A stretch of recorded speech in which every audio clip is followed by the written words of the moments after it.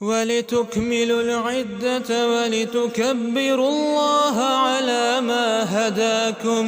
وَلَعَلَّكُمْ تَشْكُرُونَ۔ اب یہ جو سارے میں نے گفتگو کی ہے، اس میں سے آخری عمل یہ رہ گیا ہے کہ عید کی جو نماز ہے تو 2 رکعت ہی، لیکن اس کی ایک اپنی ایک شان ہے، وہ یہ ہے کہ اس کے اندر زائد تکبیرات پڑھی جاتی ہیں۔ اس طرح یہ جو 2 رکعت ہیں، 2 رکعت عید کی فطر کی اور عید الاضحیٰ کی، یہ باقی 2 نوافل سے ممتاز ہو جاتی ہیں۔ ایک بات اور بھی ذہن میں رکھیے کہ بعض ہمارے فقہا، جن میں حضرت امام ابو حنیفہ رحمہ اللہ بھی ہیں، وہ عید کی نماز کو واجب قرار دیتے ہیں۔ یہاں دیکھیے وجوب کا مطلب فرض نہیں ہے۔ اگر وجوب کا مطلب جو ہے وہ فرض لے لیا جائے، پھر تو اس کا مطلب یہ ہے کہ ہماری جو 5 نمازیں فرض ہیں ان میں سے ایک نماز کا اور اضافہ ہو گیا ہے۔ ایسی بات نہیں ہے۔ فقہا کے ہاں یہاں پر جو وجوب ہے وہ اس کی اہمیت کو واضح کرنے کے لیے اس کے اوپر جو ہے وہ تاکید ہے کہ کوئی پیچھے نہ رہے۔ یعنی انسان اس کو آپ جو ہے وہ عام نفل نماز نہ سمجھیے، یہ بڑی شان والی، بہت بڑی اہمیت والی اور فضیلت والی نماز ہے۔ اللہ تعالیٰ ہمیں توفیق عطا فرمائے، کیونکہ اس دن آ کر جو ہے وہ سارے کے سارے مرد، عورتیں، چھوٹے بڑے بچے سارے جو ہیں وہ عیدگاہ میں شامل جائیں اور وہاں جا کر اجتماعی طور پر جو ہے وہ اللہ تعالیٰ کے سامنے سر بسجود ہوں، 2 رکعتیں پڑھیں، شکرانہ ادا کریں، دعائیں کریں، امام کا خطبہ سنیں، اور پھر یہ جو عمل ہے تشکر کا اور شکر کرنے کا، اس سے اللہ رب العزت راضی ہوتے ہیں اور انسان اپنی غلطیوں کے اوپر معافی مانگے۔ اللہ تعالیٰ جو ہے وہ اس کی کمی، اس کی جتنی نیکیاں ہیں رمضان المبارک کی یا ان ایام ذی الحجہ کے اندر کیے جانے والے اعمال، ان کی کمیوں کو دور کر کے اللہ رب العزت جو ہے ان کے لیے جو ہے وہ اجر و ثواب اور انعامات کا اعلان فرماتے ہیں۔ تو یہ پیچھے نہیں رہنا چاہیے۔ اس کے اندر زائد تکبیریں کتنی ہیں، اس سلسلے میں امت کے اندر جو ہے وہ 3 طرح کی جو ہے وہ عمل چل رہا ہے اور یہ روایات کے اندر موجود ہی ہے۔ سب سے پہلی جو طریقہ کار ہے اس کو وہ ہے کہ حضور اکرم صلی اللہ علیہ وآلہ وسلم عیدین کی نماز کی پہلی رکعت میں قرات سے پہلے 7 تکبیریں اور دوسری رکعت میں قرات سے پہلے 5 تکبیریں کہتے تھے۔ یہ سب سے زیادہ مضبوط، سب سے زیادہ صحیح عمل ہے جو حضور صلی اللہ علیہ وسلم سے جو ہے وہ ثابت ہے۔ اس سلسلے کے اندر جو ہے وہ ایک روایت جو ہے وہ میں نے آپ کے سامنے جامع ترمذی کے اندر جو ہے وہ روایت موجود ہے، کثیر بن عبداللہ نبیہ عن جدہ ان النبی صلی اللہ علیہ وسلم، اس واسطے کے ساتھ۔ اور دوسری روایت جو ہے وہ سنن ابو داؤد کے اندر سیدہ عائشہ صدیقہ رضی اللہ عنہا سے مروی ہے، حدیث نمبر 1149۔ تیسری روایت عن عمرو بن شعیب عن ابیہ عن جدہ، حدیث نمبر 1151، جس کے اندر حضور صلی اللہ علیہ وسلم نے قولاً یہ بات بیان فرمائی ہے کہ پہلی رکعت کے اندر جو ہے وہ آپ 7 اور دوسری کے اندر 5 رکعتیں پڑھیں، 5 تکبیرات کہیں، پہلی رکعت کے اندر 7 تکبیرات اور دوسری رکعت کے اندر 5 تکبیرات کہیں۔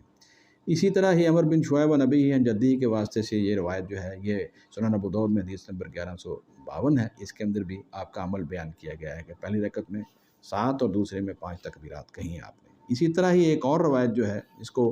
امام ابن ماجہ نے عبد الرحمن بن سعد بن عمار بن سعد حدثنی ابی عن ابیہ عن جدہ کے واسطے سے کہ رسول اکرم صلی اللہ علیہ وسلم قرات سے پہلے جو ہے وہ پہلی رکعت میں 7 تکبیرات اور دوسرے میں 5 تکبیرات کہتے تھے۔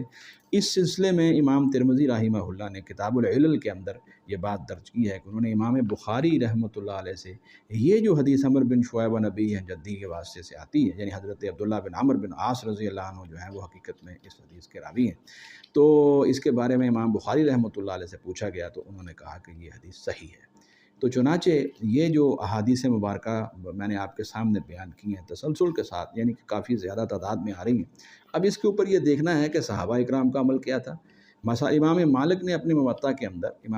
موطا امام مالک کے اندر حضرت ابو ہریرہ رضی اللہ عنہ کا یہ عمل بھی بیان کیا ہے کہ انہوں نے مدینہ منورہ کے اندر عید کی نماز جو پڑھائی تو پہلی رکعت کے اندر انہوں نے 7 تکبیرات اور دوسری رکعت کے اندر 5 تکبیرات پڑھی ہیں، اور یہ تکبیرات جو ہیں یہ تکبیر تحریمہ اور رکوع کو جانے والی تکبیرات کے علاوہ ہیں، یعنی اس میں شامل نہیں ہوں گی۔ اگرچہ سیدنا علی رضی اللہ تعالیٰ عنہ کا ایک عمل جو ہے وہ مسند امام زید میں بیان ہوا ہے، اور اس کے اندر یہ ہے کہ آپ نے پہلے تکبیر تحریمہ پڑھی، پھر اس کے بعد قرات کی یعنی سورۃ فاتحہ اور سورت پڑھی، اس کے بعد آپ نے جو ہے وہ 5 تکبیریں کہیں، اور اس کے بعد جو ہے وہ آپ نے جو ہے وہ تکبیر کہتے ہوئے آپ رکوع میں چلے گئے۔ تو یہ ٹوٹل رکعت اس طرح یہاں 7 تکبیرات پہلی رکعت میں ہو گئیں، دوسری میں بھی آپ نے جو ہے وہ قرات پہلے کی، پھر جو ہے وہ 4 رکعت پھر 4 تکبیرات آپ نے کہیں، پھر جو ہے وہ تکبیر کہتے ہوئے آپ رکوع میں چلے گئے، اور اس طرح یہ دوسری رکعت میں 5 تکبیرات ہو گئی۔ تو چنانچہ اس عمل کے اندر یہ ثابت ہوتا ہے حضرت علی رضی اللہ عنہ کے اس عمل کے اندر کہ آپ نے دونوں جو رکعتیں ہیں ان کے اندر پڑھی، تو ٹوٹل جو ہے وہ تو تکبیرات تو 12 ہی کہی ہیں، لیکن اس کے اندر آپ نے جو ہے وہ رکوع اور والی تکبیر اور تکبیر تحریمہ کو انکلوڈ کر لیا ہے۔ لیکن نبی اکرم صلی اللہ علیہ وآلہ وسلم کی ذات مبارکہ سے جو روایات ہمارے سامنے آتی ہیں اس میں جو ہے وہ اغلب یہی نظر آتا ہے کہ یہ جو رکوع کی تکبیرات ہیں اور جو تکبیر تحریمہ ہیں یہ اس کے علاوہ 7 یا 5 تکبیرات ہیں۔ تو بہرحال اس کے اندر میں سمجھتا ہوں کہ اصل چیز جو مستنبت ہوتی ہے وہ ہے زائد تکبیرات۔ تو کسی نے صحابہ کرام رضوان اللہ علیہم اجمعین میں سے جو 7 اس طرح سمجھی ہیں کہ اس میں تکبیر تحریمہ اور رکوع والی تکبیر نہیں اور 7 علاوہ ہیں، دوسری رکعت کے اندر جو ہیں وہ اسی طرح 5 تکبیریں ہیں اور باقی تکبیرات جو ہیں وہ اس کے علاوہ ہیں، اور کسی نے یہ سمجھا کہ 7 اور 5 کے اندر یہ شامل ہیں۔ تو ہر دو عمل کے اندر میں سمجھتا ہوں کہ کسی قسم کی کوئی قباحت نہیں ہے، کیونکہ اصل چیز یہ ہے کہ عید کی نماز میں عام تکبیرات سے آپ نے زیادہ تکبیرات پڑھنی ہے۔ اسی طرح ہی یہ عمل اس کے بارے میں امام مالک، امام شافعی، امام احمد ابن حنبل اور امام اسحاق ان کے بارے میں کہا گیا ہے کہ وہ بھی اسی کے قائل ہیں، اور امام شافعی رحمۃ اللہ علیہ نے اپنی کتاب کے اندر امام جعفر الصادق رحمہ اللہ کے حوالے سے مرسلاً حضور صلی اللہ علیہ وآلہ وسلم سے بھی یہی عمل جو ہے وہ روایت کیا ہے۔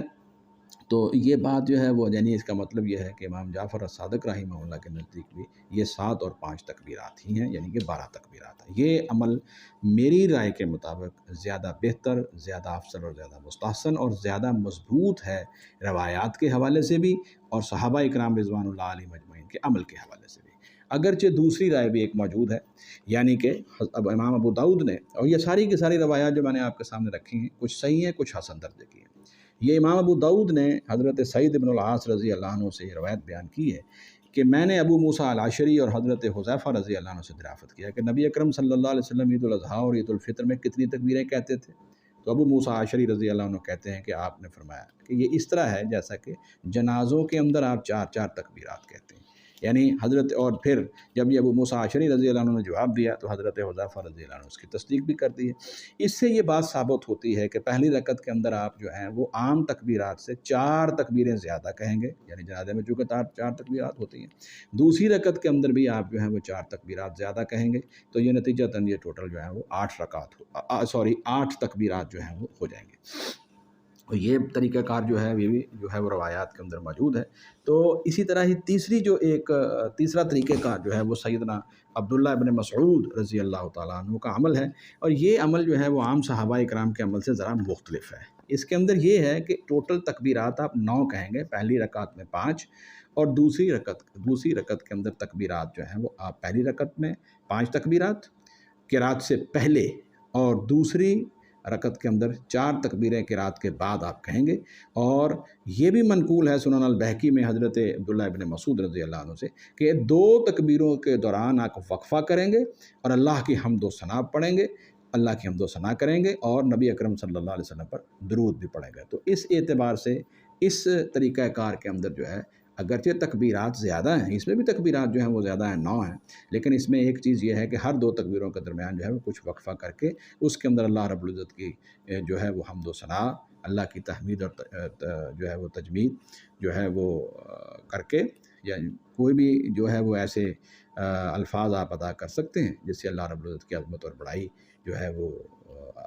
ادا ہو اور نبی اکرم صلی اللہ علیہ وسلم کی ذات مبارکہ کے اوپر جو ہے وہ درود کو پڑھا جائے، یہ بھی موجود ہے۔ تو اس اعتبار سے یہ 3 طریقے ہو گئے، یعنی سب سے پہلے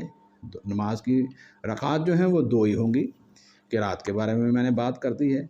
لیکن تکبیرات، زائد تکبیرات کے حوالے سے جو ہے وہ میں نے آپ کے سامنے جو ہے وہ 3 مختلف جو ہے وہ عمل رکھ دیے ہیں، جو کہ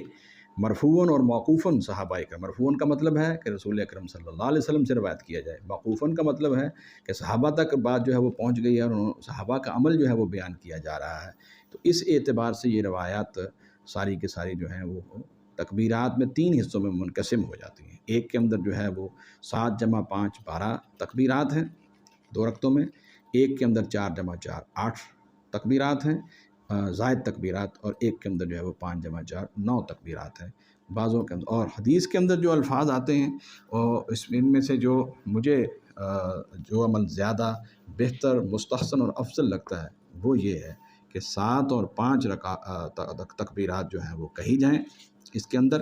اور قرات سے پہلے کہی جائیں،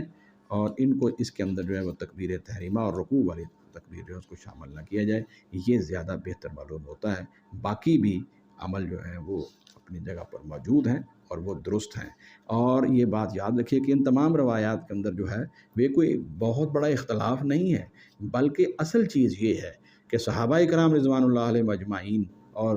جو تابعین اور ان کے عمل سے یہ بات ثابت ہوتی ہے کہ اصل چیز ان کے ذہن میں یہ ہے کہ عید کی ان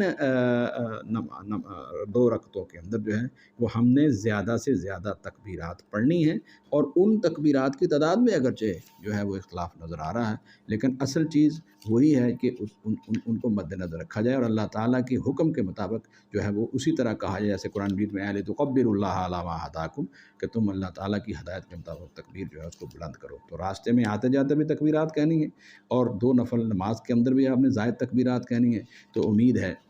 کہ یہ عمل انشاءاللہ العزیز جو ہے وہ سنت کے مطابق ہوگا، اور ہمیں اللہ رب العزت جو ہے وہ برکات نصیب فرمائیں گے جو کہ عید الفطر اور عید الاضحیٰ کے اندر اللہ تعالیٰ نے مسلمانوں کے لیے رکھی ہیں۔